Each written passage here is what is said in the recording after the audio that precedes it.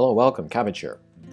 In War of the Visions, I usually don't like to do reviews for units that are so far in the future of Global, but I'll do them for the selection quest units, since they definitely take preparation to clear. And here I will pledge to clear and level and review all of the selection quest units. I expect they'll do 8, at least, 1 for every element, so that people can have a look, see what is necessary to clear the quests, see if the units that you get are worth the trouble, and get prepared if people want to do that.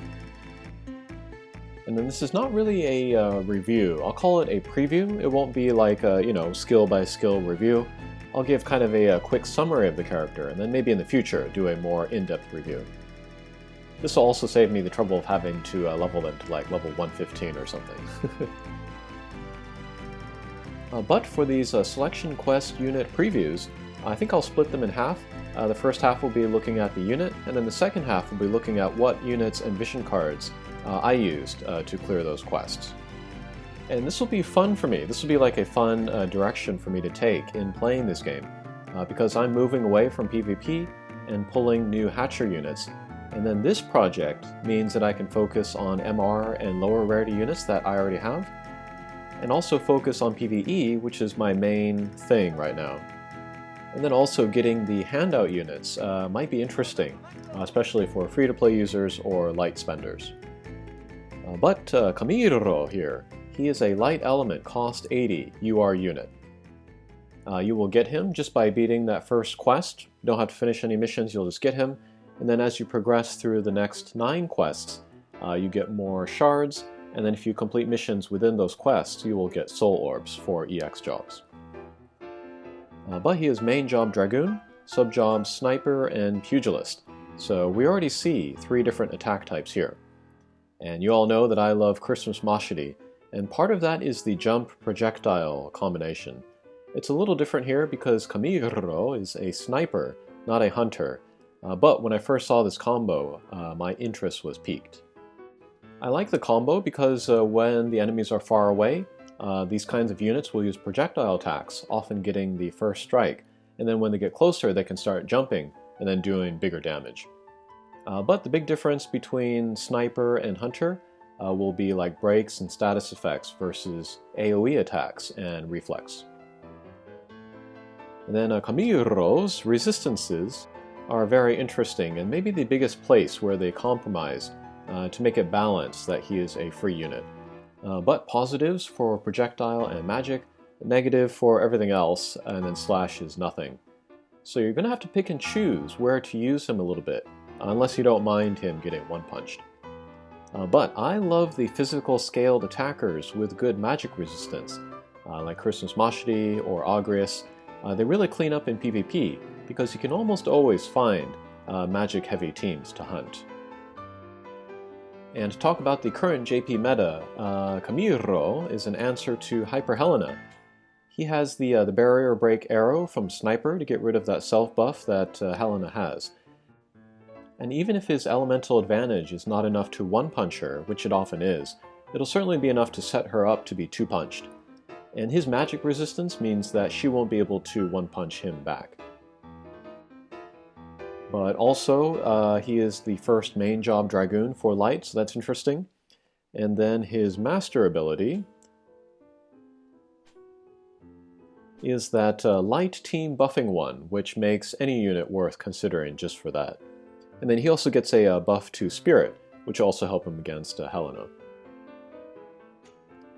But yeah, Dragoon, Sniper, and then Pugilist, those are all jobs that we have now in Global, so I think we all have an idea of what those do.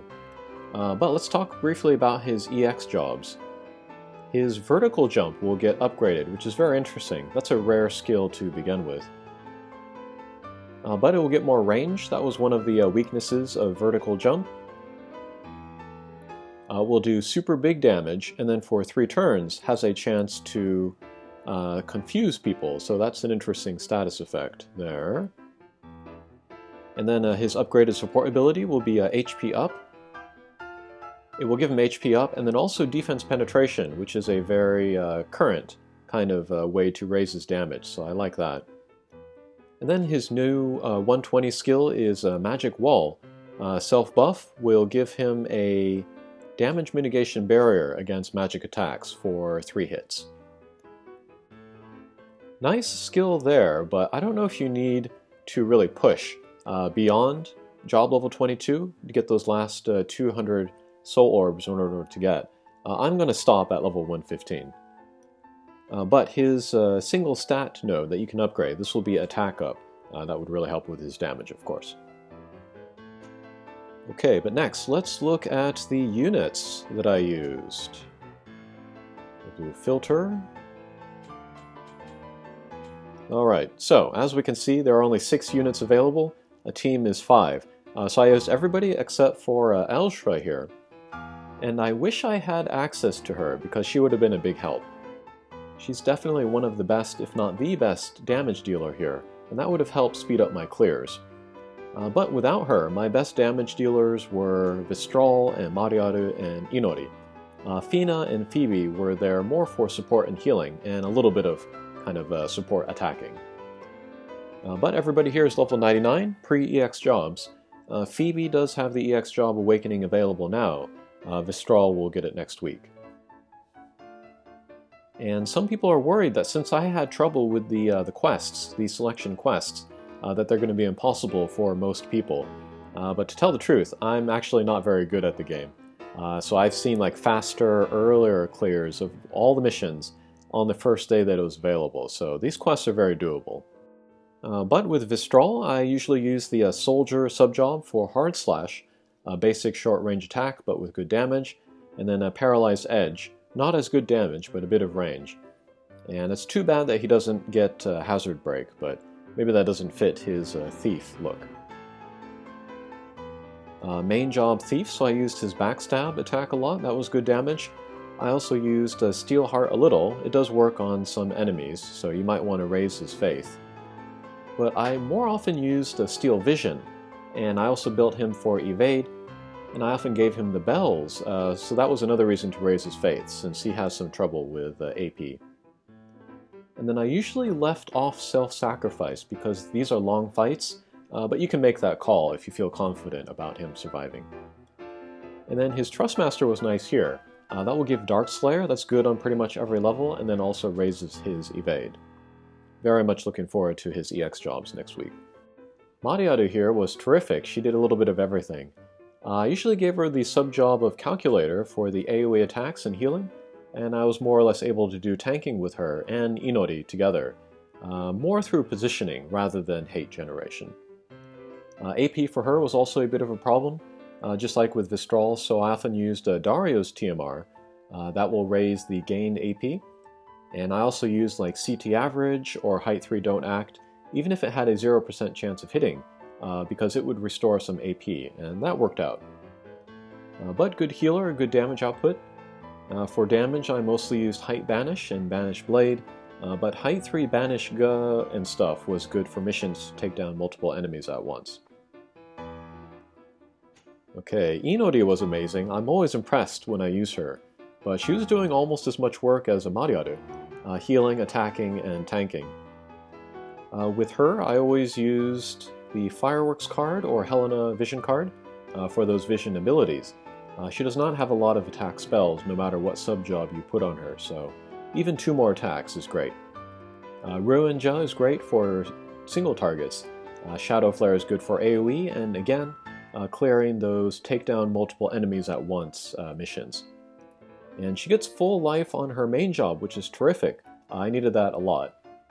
And then tanking, I would often just send her to the front line with Mariaru.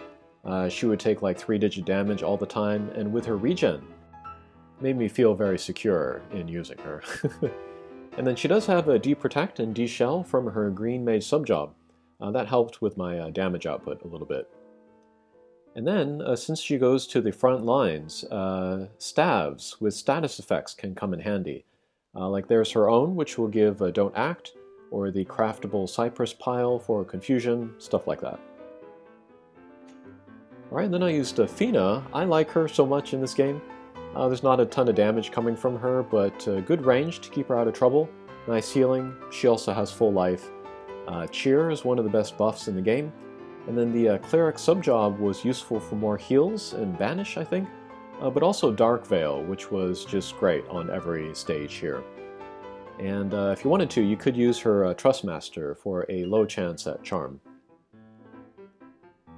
And then finally, I used Phoebe, who wasn't that impressive to tell the truth, but she would definitely be better with EX jobs. But if I had a max Elshra, I would have subbed out Phoebe in a heartbeat. But she does kind of like stuff that everybody else does, just not as well. Heals and attacks. The best thing about her are like haste and quick, of course. And then in quest number 10, there's a mission where you need a 5 chain, so 6 hits of light element damage, and it might not be possible without her quick. Okay, next let's talk about vision cards. Global still doesn't have the party element buffs, but I'll talk about them anyway. I wonder if I have that Final Fantasy XIV card. Ah, yes I do. I wish I had maxed this out, because this will give all light element units dark resistance. If this ever comes back, I will definitely want to max this. But instead of that, I used like the Shadowbringers card, which is also not maxed, but still 10% dark resistance. It's pretty good. Let's see, I also used Fenrir. There's a lot of magic attacks coming at you, especially the last stage. And then the Rob card was great for my light characters. That would give more attack, and then slash resistance penetration, and then evade to my Vistral and then other guys. And the Mashiri card was good because, yeah, that was a ton of magic users there. And then the party element buff is casting time down, so that was useful too. And again, I use like the Helena card or the Fireworks card for the vision abilities on Inori. So yeah, in conclusion, is Camilo worth the effort? I'm gonna say yes, for 2 main reasons. One, he's a physical attacker with magic resistance. That's a wonderful niche character to have, even for PvP. And 2, because so many of the light units, MR and lower, are worth having and using anyway. And this is by design. People complain about like, oh, there's so many light units, there's so many dark units, but that's on purpose by the developers. It's in order to herd people so that they will, you know, level up the right stuff so that they can release content so that more people can join. That's also why we see so many raids with dark slash units. If we all have like dark slash units, which we should have because of Shadowlinks and Gathgarion and all the Hatcher units, then more people are going to be able to participate at a high level. And so yeah, that's why the first selection quest is light, because so many people have those units leveled up. But like Phoebe, she has a great Trustmaster. Inori is just all around amazing. Mariaru is all around amazing. Elshra also looks really good. Vistral is interesting because he has Mug for guild farming and then Steel Heart for charm shenanigans. Fina overall is maybe the hardest to recommend, but I like her very much and I look forward to her EX jobs. But yeah, I think that will do it for this video. That was a preview of Camilo's unit, and then also a look at the other characters that I used in those quests. Alright, thanks for watching and we'll see you again. Take care.